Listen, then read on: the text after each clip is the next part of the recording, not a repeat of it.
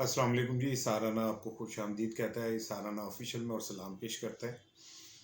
देखें, 2 रोज़ कबल वज़ीर आज़म इमरान खान पहुँचे चौधरी शुजात साहब के घर उनकी खैरियत दरियाफ़्त करने। वहाँ पे परवेज़ इलाही साहब भी मौजूद थे और मुख्तलिफ़ अखबारात में इस हवाले से तफसीलात आ रही हैं। लेकिन उस मुलाकात में गुफ्तगू क्या हुई, चौधरी शुजात साहब ने क्या कहा, चौधरी परवेज़ इलाही साहब ने क्या कहा, वज़ीर आज़म इमरान खान साहब ने क्या कहा, वो मैं आज के इस व्लॉग में आपसे शेयर करूँगा।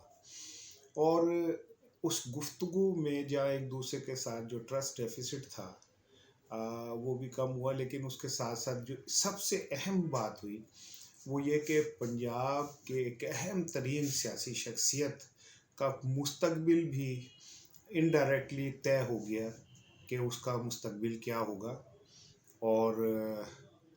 आने वाले दिनों में हो सकता है कि इस मुलाकात के असरात आपको पंजाब हुकूमत पे नज़र आए और वो कौन सी शख्सियत है और उसका मुस्तकबिल का फ़ैसला कैसे हुआ या क्या हुआ, मैं उसके ऊपर भी आपसे बात करूँगा कि वो कौन है। और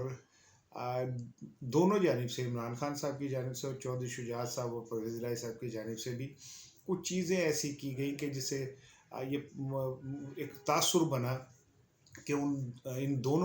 रहनुमाओं के दरमियान कौन ये सारी गलत फहमियाँ फैला रहा था और क्यों फैला रहा था, मैं उसका भी आपसे डिस्कस करूँगा। लेकिन पहले मैं थोड़ा सा बैकग्राउंडर आपको बता दूं कि आपको पता है कि काफ लीग जब शामिल हुई पीटीआई में, तो कोई दोनों के दरमियान आइडियल ताल्लुकात नहीं थे। इमरान खान साहब अपने जलसों में चौधरी परवेज़ इलाही साहब के लिए बहुत कुछ कह चुके थे, लेकिन चौधरी परवेज़ इलाही और चौधरी शुजात साहब का जो एक ख़ास अंदाज़ है रख रखाव वाली सियासत का, तो उन्होंने कोई ऐसी बात इमरान खान के हवाले से नहीं की। ये उनका अपना एक ख़ानदानी स्टाइल है जिसमें वो दूसरे सियासतदानों की तरह को मुग़ल्लिज़ात नहीं दे बकते कहते। बहरहाल ये जब हो गया और उसके बाद पंजाब में हुकूमत साजी हुई, तो हुकूमत साजी में काफ लीग ने बहुत अहम किरदार अदा किया और चौधरी परवेज़ इलाही साहब ने पंजाब हुकूमत बनाने में अपना भरपूर रोल प्ले किया। और जब वोट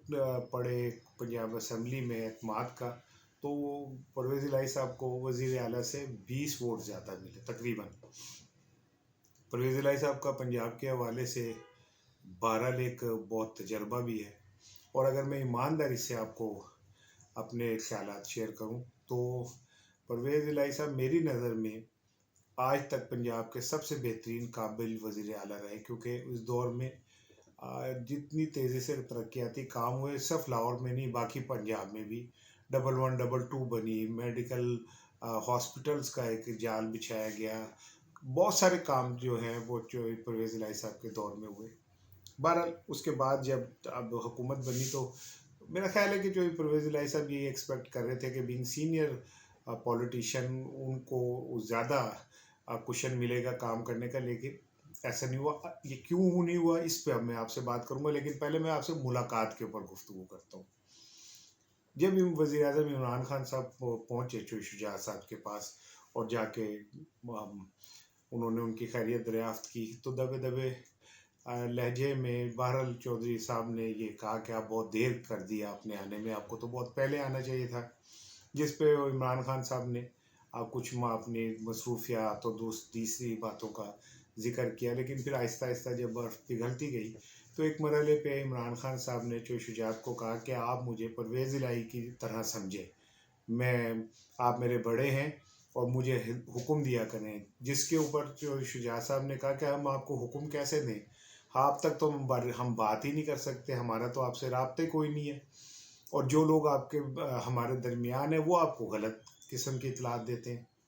जिसमें इमरान खान साहब ने भी कहा कि जी बिल्कुल ऐसे ही है, मैं भी शायद इसलिए बदजन हुआ कि मुझे जो इतलात आपके हवाले से दी गई, यहाँ तक कि कुछ वीडियोज़ इस तरह दिखाई गई जिससे ये तासुर उभरा कि हम मेरे ख़िलाफ़ हैं और हुकूमत के ख़िलाफ़ है, जिससे थोड़ा सा मुझ में भी तलखी पैदा हुई और मैं थोड़ा सा सख्त होता चला गया। इस पे चौधरी शुजात और चौधरी परवेज़ इलाही साहब ने ये कहा कि हम भी आपके लिए जो बात करते थे वो आपको गलत और उल्टी पहुँचाई जाती थी। यहाँ तक कहा गया परवेज़ इलाही साहब ने کہ میں نے جب پنجاب حکومت کو مشورے دیے اپنے تجربے کی روشنی میں، اور آپ انہیں یہ کہا کہ یہ آپ تک پہنچائیں، چاہے میرے نام سے پہنچائیں، وہ کسانوں کے حوالے سے تھے، گندم کے حوالے سے تھے، اور لا اینڈ آرڈر کی سچویشن کے حوالے سے تھے، پولیٹیکل چینجز کے حوالے سے تھے، تو وہ باتیں آپ کو الٹی جا کے پہنچائی گئی، اور جس کا نتیجہ یہ ہوا کہ آپ کے اور ہمارے درمیان جو ہے وہ اختلافات پیدا ہوتے چلے گئے۔ تو شجاعت صاحب نے کہا کہ دیکھیں ہم خاندانی لوگ ہیں، ضیاء الحق سے ہمارا تعلق ہوا تو ہم نے ضیاء الحق سے اپنی محبت اور تعلق کو آخری دم تک نبھایا۔ ہمارا اگر جنرل پرویز مشرف سے تعلق ہوا تو ہم نے اس تعلق کو آخری دم تک نبھایا، اور ہم نے پرویز مشرف کو کانڈ نہیں دکھائی۔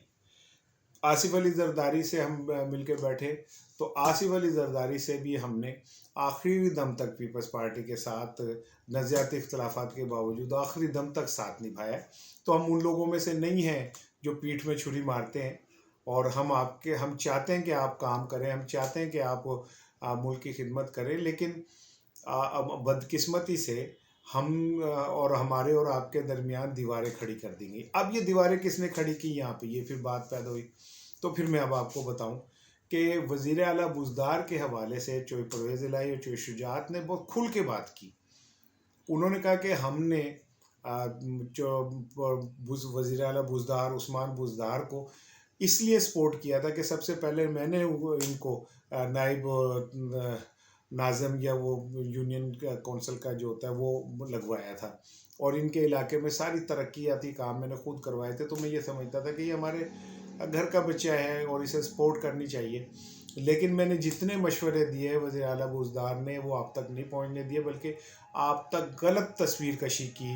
ہمارے حوالے سے، جس سے آپ کے اور ہمارے درمیان فاصلے بڑھے۔